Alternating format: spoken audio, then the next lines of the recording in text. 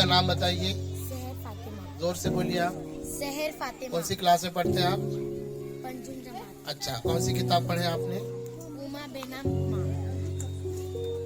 किसने लिखी है वो? मीरा गणपति। मीरा गणपत ने। क्या है उस किताब में, कुछ बता सकती क्या? जी सर, वो उमा को खाना अच्छा नहीं लगता, वो खाने से खेलती रहती है। अच्छा, और?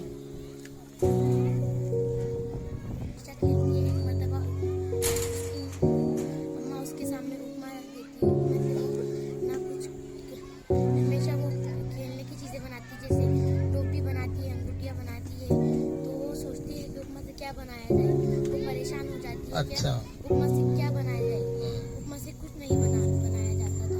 उपमा से कुछ नहीं बनाया जाए। उपमा खाए हुए क्या? कभी देखा है उपमा को? उपमा खाने की चीज है ना? जी सर। अच्छा। मैं आपका जुवेरिया। कौन सी क्लास में पढ़ते हैं? पंचम जमात। कौन सी किताब पढ़ी आपने? कीलम को चाहिए ऊँट। केलम को चाहिए ऊँट। ऊँट मिला क्या? नहीं, उनके बापू को सालगिरह पर वो ऊँट मांगती है। राजस्थान में कभी ऊँट नहीं आए थे, लेकिन जब उनके बापू दूसरे मुल्क से ऊँट लाते हैं, उस दिन से राजस्थान में ऊँट आना शुरू हो जाता है। अच्छा, तो अभी राजस्थान में ऊँट है कि नहीं जी है? से है। कौन सी रियासत है राजस्थान में? मिट्टी है क्या, पत्थर है क्या, बर्फ है? मिट्टी, रेत है। राजस्थान रेत है, इसलिए ऊँट वहाँ पर क्या हो जाते हैं, रह सकते हैं। रह सकते हैं। कैसी लगी आपको किताब? बहुत अच्छी। बताओ। अच्छा बोल तो क्या अच्छा लगा उसमें आपको? किताब बताओ एक मरतबा। अच्छा क्या लगा ये बोलो मुझे आप।